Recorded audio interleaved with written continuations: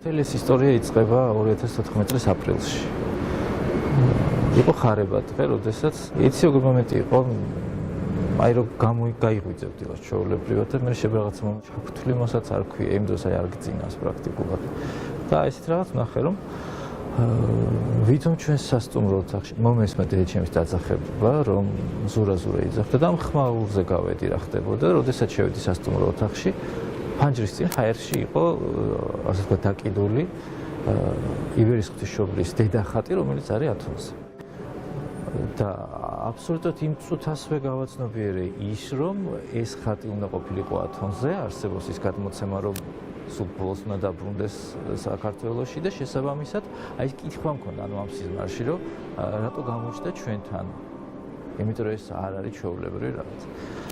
შემდეგ აი ამ სიზმარში ხდება ის, რომ არ ვიცი როგორ ძალიან სწრაფად მოდის გიორგი თითქოს ჩვენ სახლში.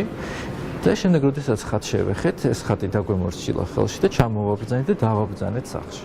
როდესაც გამოვიღვიძე, დავიწყე ამის გაცნობიერება, რომ რაღაც ნახე ისეთი, რომელიც ძალიან უცნაურია და არ არის ჩვეულებრივი, მაგრამ იცით რა, რო გითხრათ ახლა ვარ ბრუნებით ადამიანი, რომელიც რაღაცა საკვირველებებს ეძებს.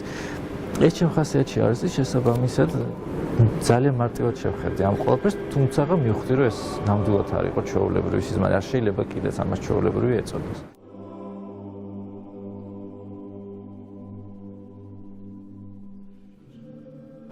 ამის შემდეგ გავიდა გარკვეული პერიოდი და დავიწყე ყურადღების მიქცევა იმაზე, რომ ჩემთან გიორგის ცხოვრებაში რაღაცა მოვლენება ძალიან სწრაფი ტემპით დაიწყო სხვა მიმართულებით სულა. ყველაფერი მეუცხოვებოდა რა ჩვენ ცხოვრებაში ხდებოდა და ვაფიქსირებდი, რომ რაღაცისკენ მიდიოდა ეს ყველაფერი წვრილმანი ნიუანსებიდან დაწყებული. შემდეგ მოხდა კიდეც ისე, რომ რაღაცა ერთ დღეში გიორგიმ სამსახური შეიცვალა. შემდეგ გამოჩნდნენ ვიღაცა ადამიანები, რომელიც უბრალოდ აი უცხო საერთოდ არ იცნობ არასდროს არ გინახავს, როდესაც გიორგის უთხრეს, რომ მაგალითად აი არ გინდათ წახვიდეთ ათონზე და მოილოცოთ. პირველად ესე გაჟღერდა ეს თემა. და ხურში მომხვდა, იცი ცოტა უხეშად ეს მომენტი, რომ აი ათონზე წახვიდე, აქედან დაიწყო ყველაფერი. მოვლენება დაიწყო ცვლა, ყველაფერი მიდიოდა იქ-იქკენ თავისით, აი ჩვენი მცდელობების გარეშე, რომ ჩვენ უნდა აღმოჩენილიყავით ათონზე და რაღაცა მომენტში უკვე შენ თვითონ აცნობიერებ ამას ხვდები და იწყებ მიყოლას ამ მოვლენების. როდესაც უკვე მოხდა ისეთნაირად, რომ აი საბოლოოდ პრაქტიკულად გადაწყვეტილი იყო ჩვენი იქ წასვლა, ჩვენ გადავწყვიტეთ, ვინაიდან ეს ხილვა, ასე ვთქვათ, სიზმარი უძღოდა წინ მთელ ამ ისტორიას. რაღაცა მოვიდა ესეთი აზრი გულშიც, თავშიც, არ ვიცი როგორ ხდება ალბათ ხო ღვთისგანგებულებით, რომ ხატი უნდა შექმნილიყო, რომელსაც წავაბრძანებდით ჩვენ ათონზე, ანუ იბერიის ღვთისმშობლის ხატი, წავაბრძანებდით ათონზე, ამ ხატით მოვილოცავდით მთელ ათონს და აი ამ ხატითვე დავბრუნდებოდით საქართველოში. შესაბამისად, სურვილი უკვე იყო ასეთი, რომ ხატი ყოფილიყო მაქსიმალურად მიმსგავსებული, ანუ რას გულისხმობ ამაში.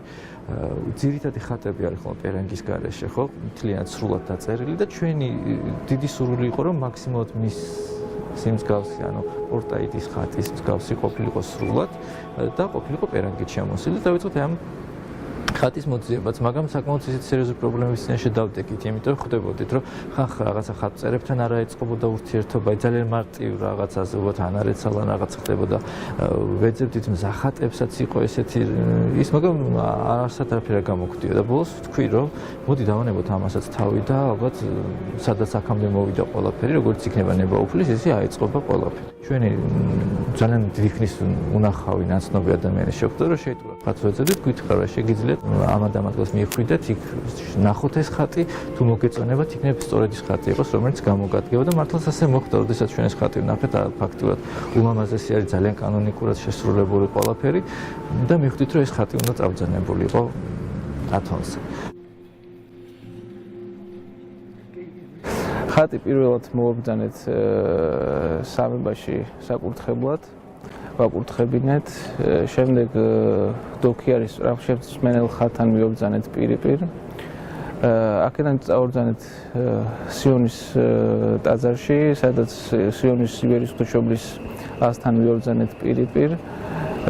შემდეგ წავაბრძანეთ ცხეთაში სამთავროს მონასტერში, მამა გაბრიელის უსკუმაზე დავაბრძანეთ. ეს ხატი არის საკვირველ მოქმედი და სასწაულ მოქმედი, ათონზე უამრავი სასწაული გადახვდა თავს. ძალიან ისეთი საინტერესო მოვლენები ხდება საქართველოშიც. ანუ ხატის კურთხევა მოხდა სამების საკათედრო ტაძარში და დღეს ვხედავთ, რომ ხატის სამებაშია დავანებული, ესეც ალბათ არ არის ბუნებრივი შემთხვევითი. და იყო ერთი ძალიან საინტერესო რამ. ერთი რამ ფაქტი იყო და ისედაც მისახვედრი, როდესაც ხატის შექმნას წინ უსწრებდა აი ეს სიზმარიც, რაღაცა შენ თვითონ გუმანით ხვდები იმას, რომ ეს ხატი არ იქნება ჩვეულებრივი. მაშინ ხო ჯერ არაფერი არ ხდებოდა, მაგრამ ეს შეგრძნება გააქვს, რაც წინ უძღვის. და ყველაზე კარგად ამას ჩვენ მივხვდით, როგორც კი ხატი ეკურთხა. ხატი, როდესაც ეკურთხა სამებაში დავაბრძანეთ დოქიერის ღვთისმშობლის ხატთან პირის სახით. და ტაძრიდან რომ გავიდით, ესეთი უცნაურობა მოხდა ასეთი. ახლა არ ვიცი, ალბათ სამწუხარო ეს ფაქტი, როდესაც შეჭირვებული და ხეიბარი ხალხი ყავს, მაგრამ ტაძრებთან ახლა როცა გავიდით, ასეთი ხალხი იყრის ხოლმე თავს, ბუნებრივია. მაგრამ არც იმდენი რაოდენობით, რაც იმ დღეს ხდებოდა სამებაში. როდესაც გავედით კარიბჭიდან, აი რო შეაგროვო ყველგან ასეთი ადამიანები, აი ესეთი რაოდენობა შემოგვიგება გარეთ და ნუ ყურადღება მისაქცევი იყო ხო ბუნებრივია. ყველანი მოვიდნენ ხატთან, იყვნენ ძალიან გახარებულები და როდესაც ემთხვეოდნენ ხატს, როდესაც გავცილდით აი ამ ხალხის ნაკადს და უკვე მანქანისკენ წავედით, ეს ფრაზა უთხარი გიორგის, აი ძალიან ისე უნებურად აი ის რაც მოვიდა ემოცია, რომ რაღაცნაირად მეთქი ქრისტიანო იერუსალიმში შედიოდა მეთქი რაღაც ესეთ სცენას გავდა მეთქი ამ ხატის გამოგზანება ტაძრიდან თქო. ეს იყო ნამდვილად ჩვენთვის ყურადღება მისაქცევა. ყველა საინტერესო მოვლენები მაინც სამთოროს ტაძრიდან დაიწყო, როდესაც ფაქტის წინაშე დავდექით აგერ რამოდენიმე დღეში მივიდიოთ, გაჩნდა შიში ათონზე წასვლის, იმიტომ რომ რთულია იქ მონასტრული ცხოვრება, როდესაც ერისკაცი ხარ, ამხელა გზაზე მიდიხარ, ხატს მიაბრძანებ, ძალიან ბევრი ამას ტვირთულობ ბუნებრივია და ერთადერთი თავში რაც მომევიდა იყო ის, რომ როდესაც მივედით მამა გაბრიელის ლუსკუმასთან, სადაც იყო ხატით დაბრძანებული, დიდი მეტანია გავაკეთე მამა გაბრიელს, ესეთი რაღაცა ცოტა თხოვნასაც არ გავდა, იცი, რაღაც შენთვის ახლობელს რა რაღაცას მოსთხოვა, ეხლა შენ ჩემთან და იყო. აი ესეთი რაღაცა განწყობით უთხარი, რომ მამა გაბრიელ ძალიან მეშინია მეთქი წასვლა და შენ ჩვენთან ერთად უნდა წამოხვიდე. აბა და ძალიან გულწრფელი ვიყავი, მაშინ ხვდები მე მგონია რომ ყველაფერი მაინც აქედან მოდის, როდესაც ადამიანი გულწრფელი კონტაქტო ყველაფერთან. და მეორე დღეს ესეთი უცნაური ფაქტი მოხდა, როდესაც ჩვენ წავედით სადაზღვევო კომპანიაში დაზღვევის ბარათების სასაღებად, გიორგი ზელემატიოდ გამოუწერეს ეს დაზღვევის ბარათი, გაბრუნდა სალაროსთან ხის გადასახდელად და როდესაც ჩემი ბარათი გამოწერა და ხელში მომაწოდა ეს ბროშურასავით არის ეს სადაზღვევო ისინი რო დავაპირე ადგილმა უკაცრავად ერთ წუთს არ წახვიდეთო და რა ხდება მე დიდი ბოდიშიო და რეკავს ტელეფონზე რაღაცას კომპიუტერში ნახულობს მე გადმოურეკეს და ხვდები რომ რაღაცა პროცესი ხდება და თან მეჩქარება ძალიან და ბოლოს რო ვკითხე რა მოხდა მეთქი არაფერია და მომაწოდა მესამე სადაზღვევო ბარათი ეს ბარათები ეხლა დღესაც მაქვს ფიზიკურად და ესეთი ტექსტი მითხრა ვიცით რაღაცა გაურკვევლობა მოხდაო და მე მგონი პრობლემა არ იქნება თქვენთვის რომ სამი ბარათი გქონდეს და რაღაც ბოდიში მომიხადა რომ თქვა მეტი ნივთი უნდა მეტარებინა ასე ვთქვა ამ დროს დაბრუნდა კიდეც გიორგი უკვე თავში ქვითრით და რა ხდება მიხვდა რაღაც სახეზე შემატყვე ხო რაღაც ხდებოდა ეგ და მოთხე მე მგონი გაბრიელე მართლა მოდის მეთქი ამ შემდეგ გავუმზავრეთ ათონზე გზაში რამოდენიმე სასწაული მოხდა ამ გზავრობისას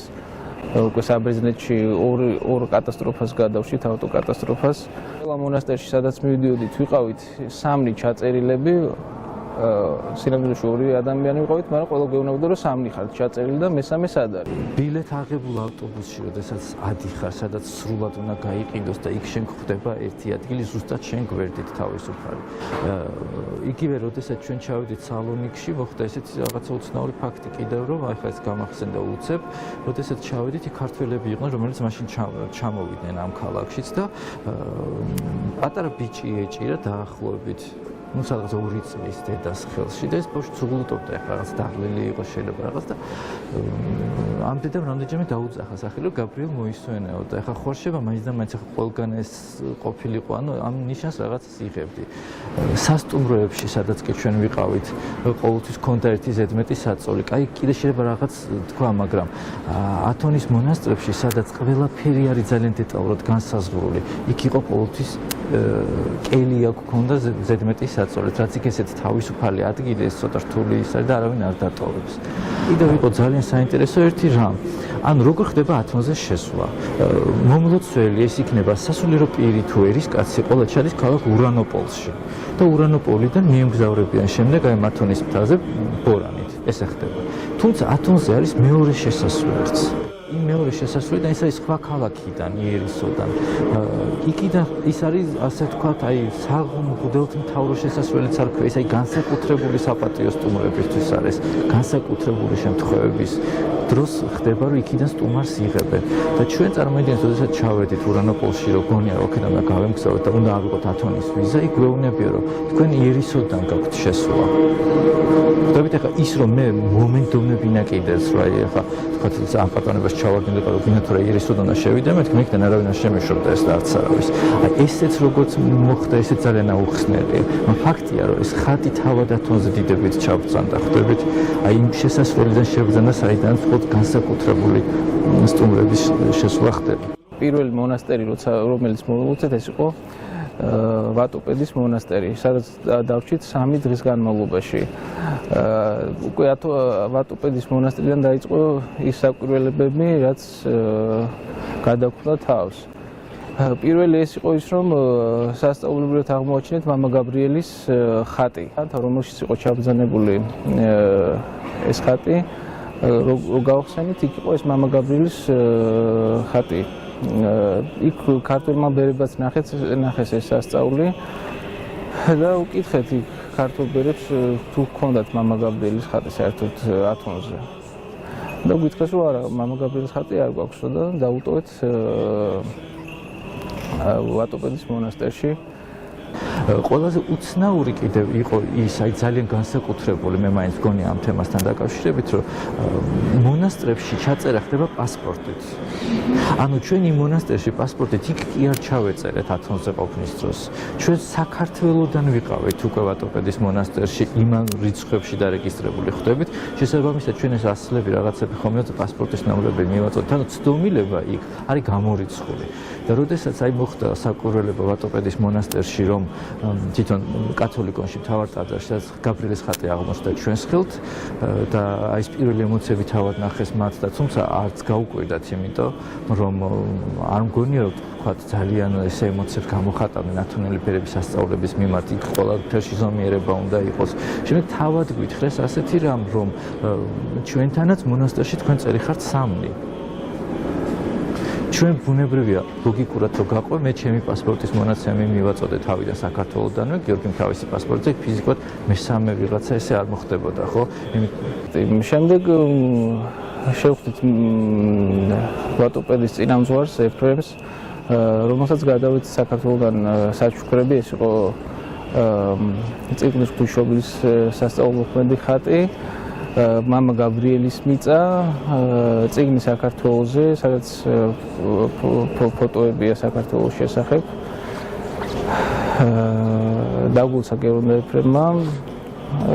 სადაც პირველად დაინახეს ეს ხატი ვატოპედის მონასტერში, პირველად სადაც შევედით, სრულად გაირიდნენ ის ბერები, იმიტომ რომ ზოგადად მთელ სამართლმადიდებლოში ეს ხატი არის უდიდესი. ივერის ღვთისმშობელზე დიდი ხატი არ არსებობს, მე ასე მგონია ღვთისმშობლის. მე კი არ მგონია ეს ასეც არის. და ათონისთვის ეს არის ათონის მთის დედოფალი, ეს არის იღუმენია, ეს არის ყველაფერი. და შესაბამისად, როდესაც 2 ადამიანი ნახეს, რომელთაც ხელში ეს ხატი ეპყრათ, ეს არ არის იქ ისეთი სანახაობა, მე შეიძლება ხშირი კი არა, საერთოდ მეორეჯერ ან როდისმე მათ ეს ენახათ. შესაბამისად იყო ძალიან დიდი მოკრძალება, მოვიდნენ ძალიან მოკრძალებით, რომ ხატს მთხვეოდნენ და კითხულობდნენ, ვინ ვიყავით ჩვენ.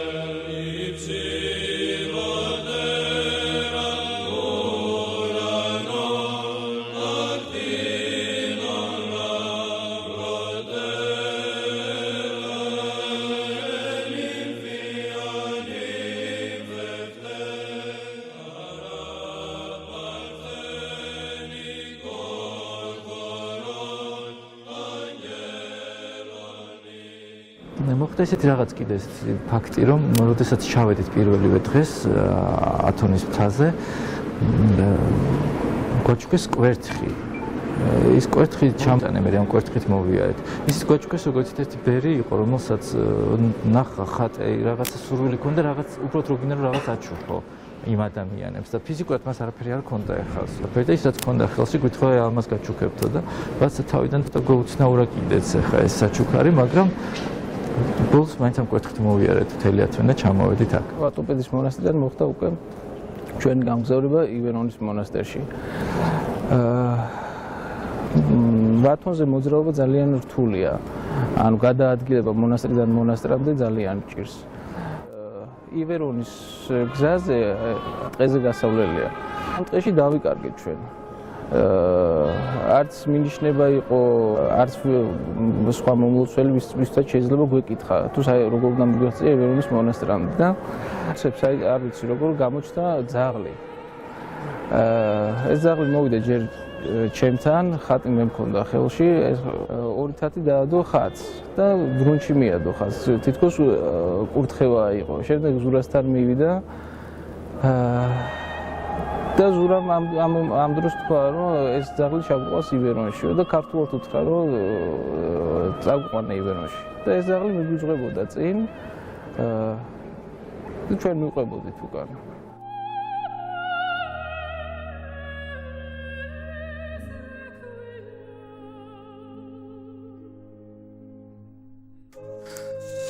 ეს ძაღლიც გამოგვიჩნდა გზის მაჩვენებლად.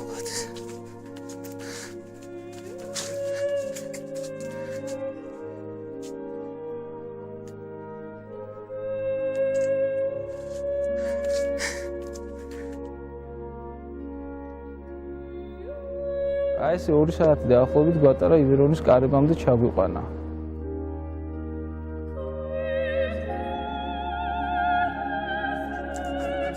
ჩვენ ცუგა მოგვიწვება წინ.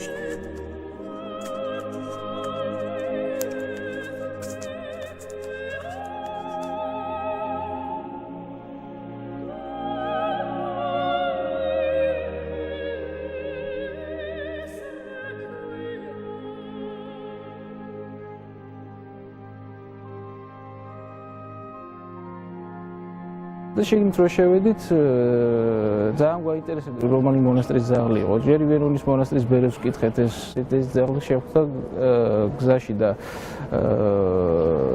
თქვენი ხო არ არის და ივერონის ბერები მოგვითხრეს რომ არა, ჩვენ ესეთი ძაღლი არ ყავს. როგორც კი ივერონის კარებამდე ჩავიყვანა, ეს ძაღლი გაქრა.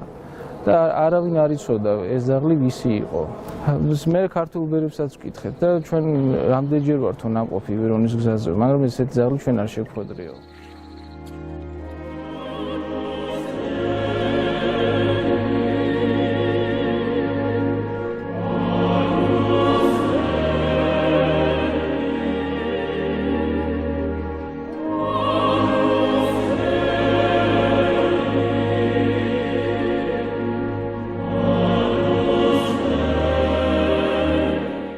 შეეხება თვითონ ივერონში საერთოდ ქართველებს არ იტოვებენ ხოლმე. ქართველ მომლოცველებს, ბერებს, სასულიერო პირებს არ იტოვებენ. ჩვენც გაფრთხილებული არ ყავდა ივერონის საძმო, რომ მივდიოდით. უბრალოდ ესე პირდაპირ ამ ხატთან ერთად მივადექით ივერონის მონასტერს. არც ვიცოდით დაგვიტოვებდნენ თუ არა. რო შევედით ივერონში, თავარი ტაძრის ტუაში შემიხვდა პირველი ბერი და ემთხვია ხატს და ვკითხა საიდან ვიყავით და ჩვენ ვთქვით საქართველოსდან ვართ ჩამოსულები, ეს ხატი იქიდან ჩამოვარდენ და ერთი დღე თქვენთან გვინდა დარჩენა. და ვკითხა რომ კი არ არის პრობლემაო, ვინც სტუმრებს იღებსო, იმას დაუძახებო და ის დაგაბინავებთო. შემდეგ გამოვიდა ეს არხონდარს ეძახიან, ვინც მომლოცველებს იღებს. პირველი რაც გაკეთა ემთხვია ხატს და დეტალურად დააკვირდა, რამდენად ზუსტი ასლი იყო ივერიის ღვთისმშობლის სასწაულმოქმედი ხატის და გითხრა რომ ეს არის ზუსტი ასლი ორიგინალის. გითხრა რომ დაგაბინავებთო და შემდეგ საშუალებას მოგცემთ, რომ დედახალთან მიაბრძანოთ ეს ხატიო. ივერონში სწორედ იყო ძალიან ემოციური ჩვენთვის. ჩვენი ხატი, ანუ დედოფალი გადავერცი ხატის ცოლს, რათა მას წაეკითხა ლოცვა, რომელიც ლოცვას იკითხება სპეციალურად იმისათვის, რომ ასლი, ანუ კანონიკური ასლი იყოს, ხატის პირ დააბრძანა, მახსოვს რომ მივედი ხატთან, გავაკეთე დიდი მეტანია, მუხლი მოვიყარე და მე მახსოვს რომ რაღაცა ძალიან ამეტია რა სისკარზე ხატი დედოფალი ჩავაბრძანეთ ანუ ივერთა მონასტრიდან ზღვის სანაპიროზე სადაც გაბრიელმა გამოაბრძანა ივერის ღვთისმშობელი სადაც საკვირაო მოქმედო წყარო მომხეთქა საიდანაც საერთოდ სამყარო ეს ხატი იხილა თვითონ დედოფალის სახელიც იქიდან მოდის როდესაც ხედავდნენ ხატს მას უწოდებდნენ ისინი დედოფალს და ჩვენც ესე ვიფიქრეთ რომ ვინაიდან თავად ადამიანები უწოდებენ, თავად ხალხი უწოდებს მას დედოფალს, მოდი ასე ვუწოდოთ ჩვენც. Καταπάβει παρθένε δροσοτησής αγαθότητος πάντοντας καρδίας εφραίνουσα. Δόξα Πατρί και Υιόν και Αγίο Πνεύματι οδυνηρών εμφιφορών απάλλαξων και νοσημάτων δεινών και των εντοβίω κόρη περιστάσεων τους ευλαβώς προστρέχοντας της ευτήσου εικόνη τη δοξαστήση Πανάφραντε τη επισκιάση της δόξης σου. Και νικαιαί και εις τους αιώνας των αιώνων αμήν. Υπέρθεν κόρη των πυλών ευδόκησας της των ηβύρων μονής, το Θεό ιδέσου σωθήνε εκτύπωμα, εντεύθεν πορταΐτησα, φερονίμος εκλήθης, ο στυρωρός αυτεπάγγελτος, ταύτη σου της πύλης και πρόμαχος.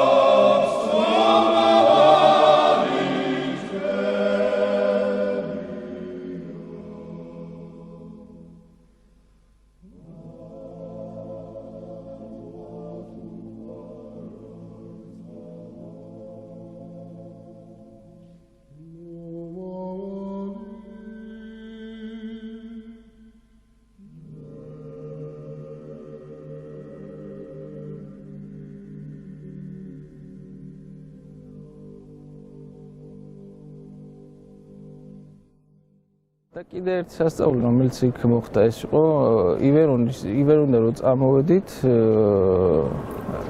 ჩანთა გავხსენით ხატის და იქ აღმოაჩინეთ ჯვრები, სკვნილები და კიდე რამდენიმე საეკლესიო ნივთი იყო. ძალიან დიდ სითბოს და სიყვარულს გრძნობდით. მithumetes ამ ხატთან ერთად ვიყავით და ძალიან დიდი შიშიც ჰქონდათ ამ ხატის. და რო გვიკვირდა, ეს მოკრძალები და შიშიც რატო გვხვდებიან ბერძენი ბერები და მე ერთ-ერთმა ბერმა გვიცხა, რომ არის ესეთი გადმოცემა, რომ სანამ დედა ხატი დატოვებს ათონის მთას, მანამდე მისი ასლი შემოივლის მთელ ათონს.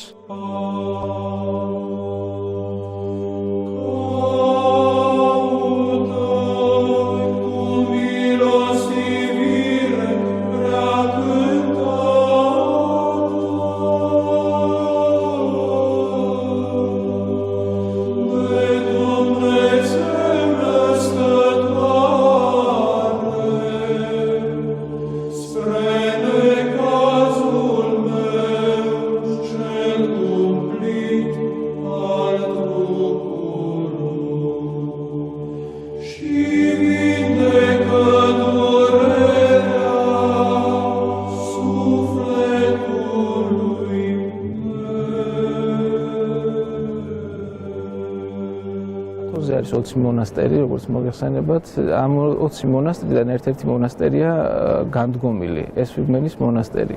საერთოდ ათონზე ერთი საოცრება ხდებოდა, რომ ხატი თავად ირჩევდა, რომელ მონასტერში უნდა მივსულიყავით. გადავწყვიტავდით მაგალითად ერთ მონასტერს, ყველაფერი ისე ეწყობოდა, რომ სხვა მონასტერში მოხვდებოდით ხოლმე და ასე მოხდა ესვიგმენის შემთხვევაში. გადაწყვეტილი ჰქონდა, რომ ხილანდრის მონასტერში უნდა მივსულიყავით, მოგვეულოცა სამხელა ღვთისმშობლის ხატი და გვინდოდა ხილანდრის მონასტერში დარჩენა. მაგრამ როდესაც მივედით ხილანდრის მონასტერში, გვითხრეს, რომ ვერ მიგვიღებდნენ, იმიტომ რომ ადგილი არ ჰქონდათ. ამიტომ იძულებული ვიყავით, რომ ესვიგმენის მონასტრისთვის მიგვიკითხა. და ამ ხილანდრის მონასტრიდან დაახლოებით 3 თუ 4 კილომეტრია ესვიგმენის მონასტრამდე ფეხით გავიარეთ ეს გზა და მივედექით ესვიგმენის მონასტერს.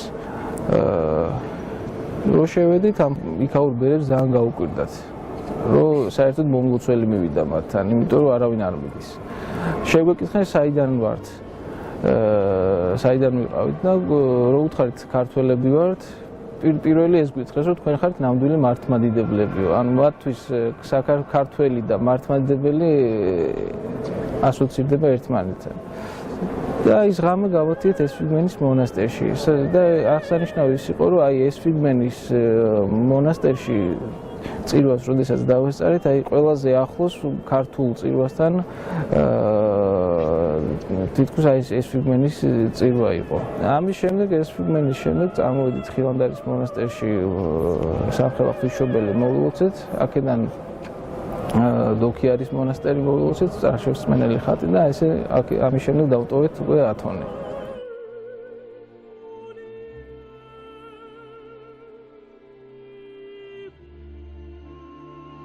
საქართველოში ჩამოსვლის შემდეგ ხატი პირველად მიობრძანეთ უწმინდესთან. უწმინდესმა მოილოცა ეს ხატი და მოუყევით იქაური ისტორიები, რაც გადაგვხვდა თავს. უწმინდესმა ამ ისტორიების მოსმენის შემდეგ გითხრა ესეთი რაღაც, რომ ამ ხატის გამოჩენა არის ძალიან კარგის ნიშანიო. და მოგცა კურთხევა, რომ ეს ხატი დარჩენილიყო ჩვენთან, ყოფილიყო ჩვენთან სახლში და დროდადრო მივაბრძანებდით ტაძარში და მომლოცველები მოილოცავდნენ. სამებაშია დაბრძანებული და ხედავთ უამრავი ხალხი მოდის.